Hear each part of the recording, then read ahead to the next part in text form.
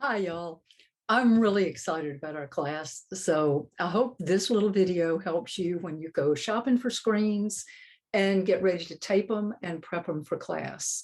I'll cover three kinds of screens. One is the one with the mesh stretched with a cord embedded in a groove. The other is with the mesh glued to the back.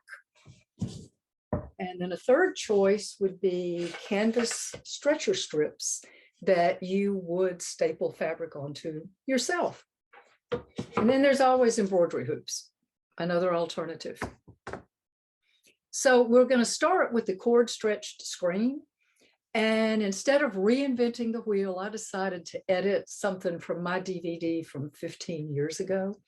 So we're going to go back in time and you'll see how to tape the cord stretched screen. We have two reasons for taping a screen. One is to make it easy to clean so that the dye doesn't accumulate in this juncture. The other is that taping the edges cleanly helps make a clean print. I usually start with the bottom, the flat side. If you have a specific size you want your opening, you would measure from the edge of the screen in and mark where you want your tape to go. I usually use the screen edge or these junctures and the width of the tape as my measurements. The first thing I'm going to put down is tape that'll be the width of our well. On each frame you'll have two wells, and I'll talk about those in a minute when I tape the top of the frame. But the wells are going to be wider. Now I'm going to tape from the very edge of the frame because we want only a 1-inch border on the sides. Now I'll continue and tape these two edges because I want to cover up that groove where the cord is so that the dye won't go in there and it'll be very easy to clean.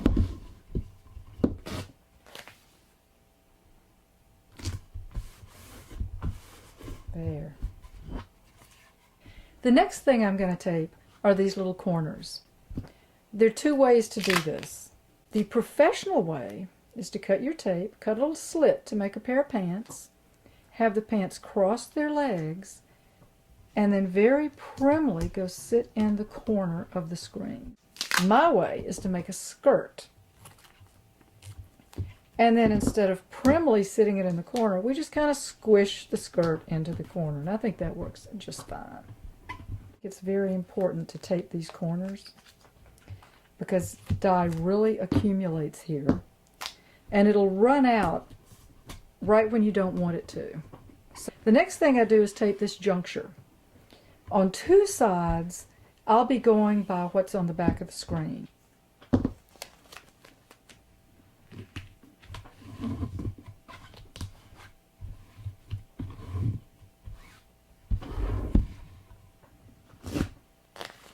Okay, now I'm going to line this piece of tape up with the tape that I put on the back of the screen. And that'll keep that line very straight and even.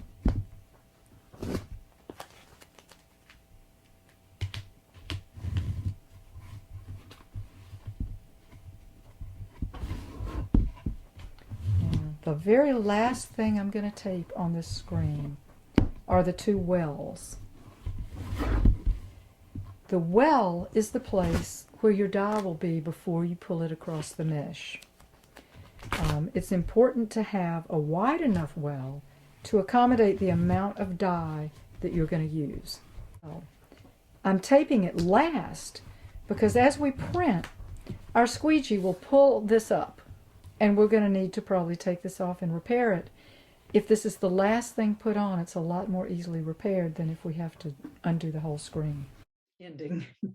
The only thing I do a little differently now is that instead of using duct tape to tape the screen, I do the corners with duct tape and I tape the inside with clear. That allows me to see through the tape to see where I'm placing the screen when I'm printing. Everything else is pretty much the same. Okay. Unlike the cord stretch screen, the glued screen does not have a groove in the back that you have to cover with tape. The glue adheres the mesh to the wood at this juncture, so you don't have to protect that either. You could use this screen not taping it at all if you wanted to have like loose, rough, natural edges, not straight lines. You could also choose to put just, masking tape around the edge. One of the reasons I would tape is that these are stretched so tightly that if you pull your squeegee close to the edge, the screen may not have enough give to make it to your fabric and make a clear print. So with taping, it can just be masking tape that you take off each time. I like a more permanent solution. So the way I'm doing mine, and this one's already done, you can kind of see through it. I use acrylic medium. I'm using Liquitex gloss medium, just because that's what I have. It's not necessarily a recommendation. And because I am exceedingly messy, as with this, a little bit of prep here, I tape the center of the back. I'll put more tape there. That way I can use the medium and go along the tape and get really clean lines and not splash in the middle. I do 2 coats of medium on the back. Then I flip the screen over, tape that, and do 1 coat on the front. You could probably do all 3 coats on the back. I'm not sure why I do it this way. But once this is dry, you have a screen with a permanent taping. The squeegee's never going to pull this up. I love the fact that it's clear, so I can see through it when I'm printing and see exactly where I'm putting my screen. The next screen you have access to is one that you would build yourself with canvas stretchers. I use these a lot because I like square screens because it lets me rotate. This way I can have any size I like. So if you want to come to class with, say, some small screens all the same size, this is one way to get them. When you're looking for the stretchers, let's see if I can make it so you can see it anyway. This one has a big lump here. You do not want that on the bottom. I prefer the stretchers that are pretty flat all the way around. After you put your frame together, I hammer it, tap it into place. Then I'm using an old curtain shear. I think you can see the end of it to stretch my frame when I stand. So the first thing I do to keep the warp and the weft straight is stick a push pin in each end. That'll help me keep that warp and weft straight.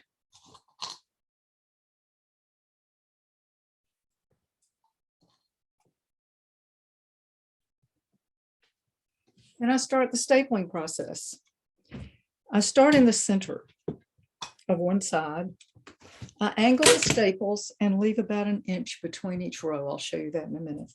And I kind of gently pull toward the corner. And I staple till about 2 inches from the corner. Then I come back to and staple here to the corner. And I go to the opposite side of the screen, do the same thing. This time I'm pulling kind of tight, but still straight across and a little bit of an angle.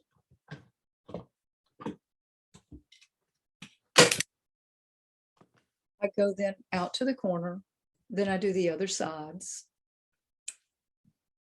Then I test and see how tight everything is. This is about how far apart I put the staples. That leaves room to add other staples and tighten it for a next stapling.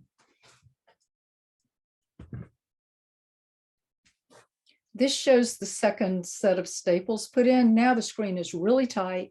When I feel here, I don't feel ripples. The next thing I do is trim the screen and get ready to tape it. When I tape one of these screens, I tape everything because dye gets in here, dye gets in here. I cover the entire screen with either duct tape or clear tape. This is an older one. You can see that I am not actually the best screen taper in the world. It's anyway, the back shows what happens if you leave this in the sun while it's drying. The sun is going to wrinkle up your duct tape like that. So dry your screens in the shade And I hope you tape them just a little bit better than I do. Now that you've seen my professional screen taping, I hope you do know that our class is not about perfection. It's about discovering our voices, playing, making mistakes, learning from those mistakes, and everything else. I cannot wait for it. I can't wait to meet all of you. If you have any questions prior to class, all of my contact info is on the handouts. Feel free to contact me with any questions you might have. And I'll see you soon. Bye-bye.